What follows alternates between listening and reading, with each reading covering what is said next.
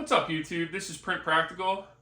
As part of my Ender 3 Pro build series, I made a video about a year and a half ago on how to compile Marlin for an Ender 3 Pro, and I got a lot of comments on that video asking if I could make another video that was a lot more clear and more of a step-by-step tutorial, so that's what this is going to be.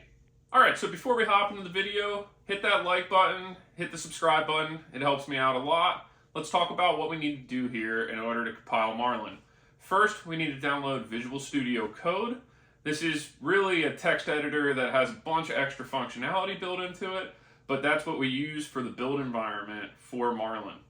Secondly, we need to go download the Marlin source code, and then also the configuration files that are designed for the printer that we're targeting. For today's video, I'm going to be targeting an Ender 3 V2. My dad has one, and I have one. I want to update the firmware on both of them so that they're both running the same firmware. And then we're going to go through the compilation process and installing the firmware on the printer.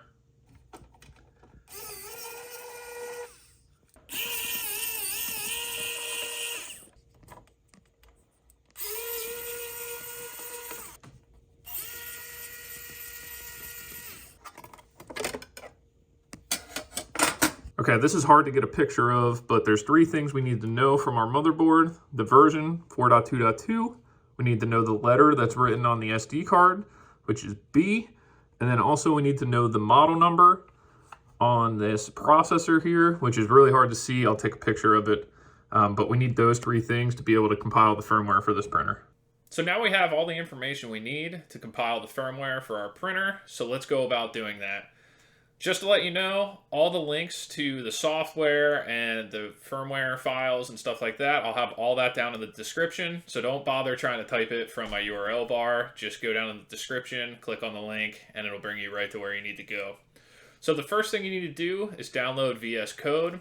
I already have it installed. I'm sure if you were trying to attempt this, you know how to install software on your computer. Just download that, have it ready to go. Next, we need to download the Marlin firmware. So when you go to this page, the first thing you should check is to make sure that you are on the bugfix-2.1.x branch. And if you're not, go find it in the list and click on it. This is the most up-to-date version of Marlin, and it includes any bug fixes that people have found in this release, so it's the most up-to-date. So in order to download this, you click on the code button and click download zip. And the last set of files that you need to download are the Marlin configuration files. So you can go to the configuration repo that I have linked below. Make sure that you are on the bugfix-2.1.x branch. And then same deal, go to code, download zip. So now before we open Visual Studio Code, the first thing we're going to do is extract the firmware and the configuration files. So I dropped the two zip files that I downloaded into a different folder, and I'm going to extract each one.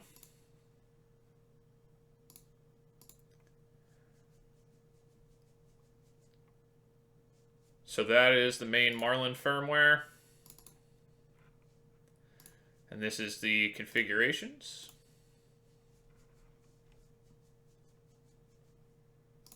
Okay, now we're going to go into the configurations folder and go find the configuration for the printer that we have. And then we are going to put those configuration files into the Marlin firmware repo. So here's what we're going to do. Configurations. We're going to go to examples. I am doing this for an Ender 3 V2. So I'm going to scroll down to Creality Ender 3 V2. And then the Creality V422 folder, which is for the 4.2.2 motherboard. Now you could choose here whether you want the Creality user interface or the Marlin user interface. I've never used a Marlin interface, so I'm going to try it. But you could feel free to choose whatever you want. And then I am going to copy these two configuration files, and I'm going to go back all the way to my folder that I extracted the Marlin firmware into. And I'm going to start clicking down the path until I get to Marlin. And once you're in the Marlin folder, you can see that there's already a configuration and a configuration advanced file. And you're going to paste those two files from the Ender 3 V2 or whatever platform you're building for into this folder and overwrite what was there. Now we have Visual Studio Code open. We're going to open our new folder. We want to open the folder that has the .vs code folder in it. So we're going to stay in this Marlin bug fix folder and hit select folder. Now it's going to ask you if you trust the authors of this zip file. And I'm going to say yes. If you say no, it's probably not going to build. And then it asks you at the bottom, do you want to install the recommended extensions for this repository? Hit install. Now this is going to install Auto Build Marlin, which is a tool that helps you build for your platform. And it's going to install Platform IO, which is the actual build system that is used to build the firmware for whatever device you're building for. So everything has finished here. So here's your Auto Build Marlin page. This allows you to actually build the firmware for your printer. But first, we have to do some configuration. So let's get started with that. We're going to go into the Marlin folder on the left and hit configuration. Now, this is the configuration file for the firmware, and we're going to go through here and make some modifications. As we scroll down here, we're going to look and see this string config h author. This is just to tell the firmware, or to bake into the firmware, who actually was the author of this config file. So for now, I'm going to put print practical. And then the next thing we want to look at is the motherboard. Now it says if there's not one defined, it's going to use the Creality V4 board, but it says that you can choose the name from the boards.h that matches your setup. We know that we have, in my printer at least, the 4.2.2 motherboard. So what we're going to do is we're going to go over to the Marlin source folder, and then we're going to go into core, and that's where your boards.h file is. So I'm going to click on that, and this is every board that is supported by Marlin. I'm going to do a search for Creality, and first comes up with ramps. We're not a ramps board. We're not a Milsey. There we go. So now I found my Creality 4.2.2, and I'm going to copy that string, and then we're going to go back to my configuration.h, and I'm going to paste that in there. So now this configures the build for the proper motherboard that's in my printer. Now, let's keep scrolling down here. You can change the machine name if you want. I'm going to leave it as is. And the next thing that we need to do is we need to set up the stepper drivers for the bright drivers that are on our motherboard. So I asked you to look at the letter that is drawn on the SD card on the motherboard, and mine was a B, which means that I am running the TMC 2209 stepper drivers on my motherboard. Now you can use this chart from this Stack Exchange post to check which ones that you need, but for me, 2209. So I'm going to go back here, I'm going to choose the 2209, and I'm going to just believe that they're standalone. Not really sure exactly what mode they're in, but I'm assuming if the stock Ender 3 V2 configuration has standalone, then it probably is. So I'm going to select all of these by holding Alt and double clicking on each one. And then I'm pasting my stepper driver. Now, that is all I need to do in order to build for a totally bare bones stock Ender 3 V2. So let's go back to the Auto Build Marlin tab. And this is where we have some choices. Now I'm going to ignore the Xfer and the Maple. This has something to do with some of the libraries that are used underneath, but I'm just going to use the bare Creality build target. And you need to know at this point which CPU your motherboard has. That's the model number that was on the chip that I told you about previously. I know that mine is an RE and not an RC, so this is the build target that I'm going to use. So I'm going to click build, and this is going to build the firmware for my Ender 3 V2. The build was successful, and it pops up a Windows Explorer Finder thing that has the firmware file that was just built selected. So we could drop this over onto the SD card for the printer, and then if you put that SD card in the printer and turn it on, it will use that new firmware. Now, let's hold on for a second. My printer has a BL Touch, so I need to go configure the firmware for the BL Touch. But also, we need to update the LCD on the printer because it has a color screen, which requires a firmware update for the screen in order to update the firmware that's running on the printer. So stay tuned. Let's go do the BL Touch configuration. All right, configuring the BL Touch. We are in the configuration.h file, and we need to search for BLT, and that brings us to the configuration parameter BL Touch, and it's currently commented out, which means it's disabled. We are going to enable it by removing the two slashes in front of the define, and you can tell it's enabled when it gets colorful and nice.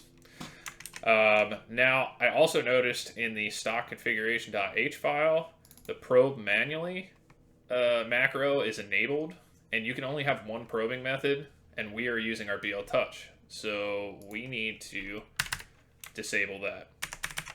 All right, the next thing we need to do is we need to set our nozzle to probe offset. This is telling the firmware exactly where the BL Touch is located in relation to the extruder nozzle. So these directions are pretty in-depth and tell you how to easily calculate or measure what these distances should be. On my Ender 3v2, I'm using the stock Creality BL Touch kit.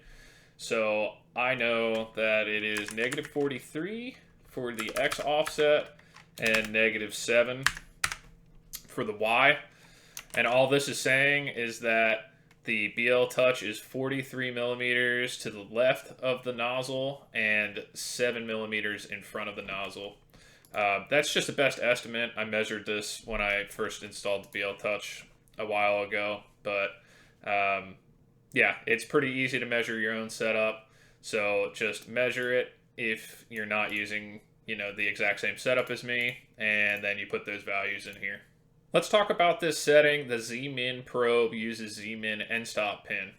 There's two versions of the BL Touch that you could get for an Ender printer. There's one that has a connector with 3 pins and then 2 pins, and those 3 pins go in like a BL Touch port, and then the other 2 go in the end stop plug. Or there's a BL Touch that has a 5-pin connector that goes straight into the BL Touch port on the motherboard. If you have that 5-pin connector, then you need to disable this macro, because this macro tells the firmware that you're using the Z end stop pin as a way of notifying that that end stop is triggering, but we want the BL Touch to be the signal for that. If you're using the 3 and 2 connector, then those 2 pins that go in the Z end stop, or it's just the BL Touch simulating a Z end stop. And then we also want to uncomment this use probe for Z homing, because we want to use our new BL Touch to home the Z axis. Let's move on to the bed leveling section. There's a few things that we need to change here. It says that if we're using the probe for Z homing, we should also enable Z safe homing, which we will do. My setup is going to use bilinear leveling, so let's check if that's enabled. And it is, so that's perfect. We're going to start scrolling down here and looking for specific things we need to change. So the first thing I want to change is this auto leveling needs preheating. I prefer to level my bed with the bed heated up, so I'm going to uncomment that. Heating the nozzle temp up to 120, that's fine with me. It doesn't really matter, to be honest, but I do print most of my prints with a 60-degree bed, so I'm going to change that to 60. The next setting I want to change is this set number of grid points per dimension. This is just telling the BL Touch to do a 3x3 grid to create its mesh. I prefer a 5x5 grid. I only level my bed like once every month or two, so I don't mind taking the extra minute or two to get a more accurate mesh. This is totally up to you. People think that 3x3 is totally fine for an Ender 3 build plate. I don't really care. I'm going to change it to 5 to 5, but whatever floats your boat.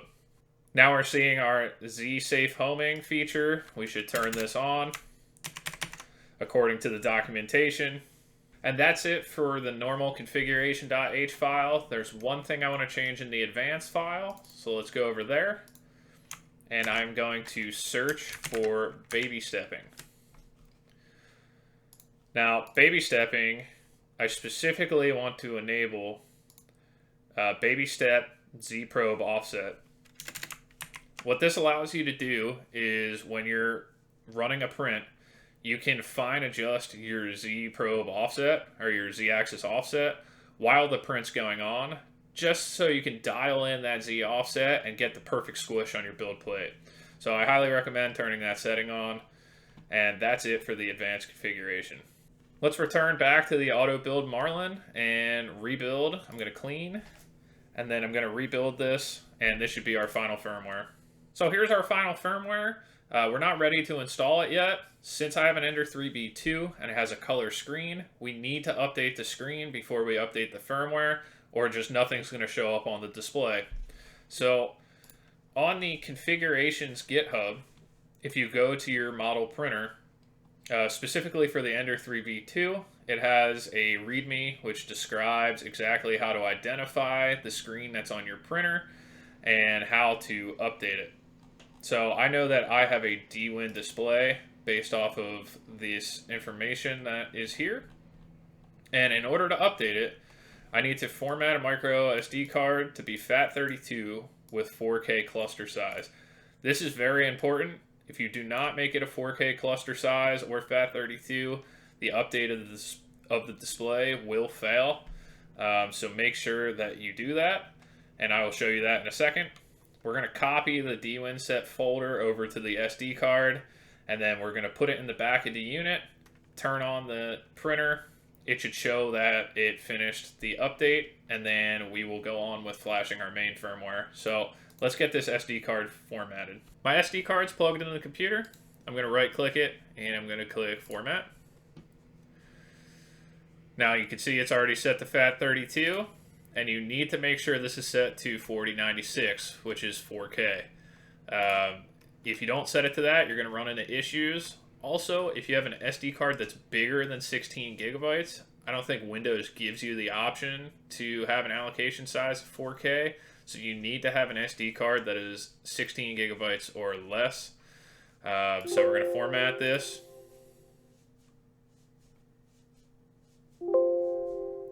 Formatting done. Alright, we're going to go back to our configurations folder that we downloaded in the beginning, and we're going to go back to the printer that we have. This is my Ender 3B2. We're going to go to LCD files, and this DWIN set, we're going to copy it over to the SD card, and then we're going to eject the SD card, and I'll see you at the printer. Got to remove this display, push up on it, comes off.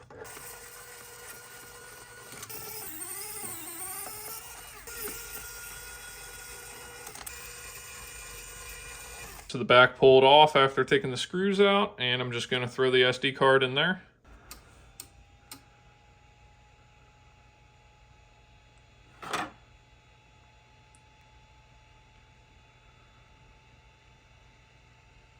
Now, what I've read, if you see a blue to a quick orange flash, like less than a second, then it's because you have an SD card issue.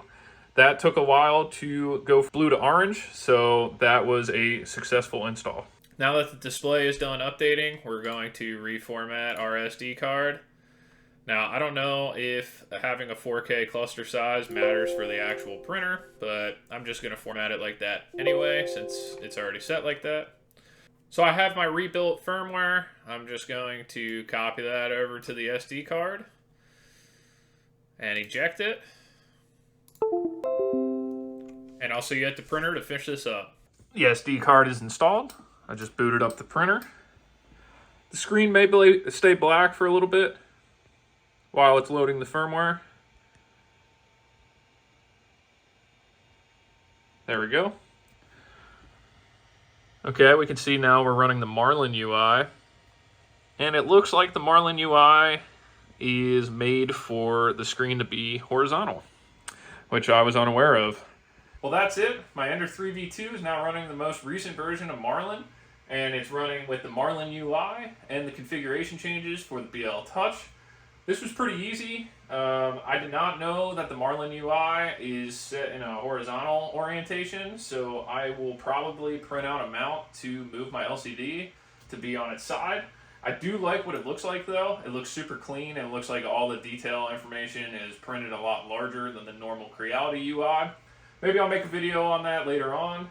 But anyway, if you found this helpful, subscribe to the channel, like the video, and leave any comments down below. I can try and help you out. Thanks for watching.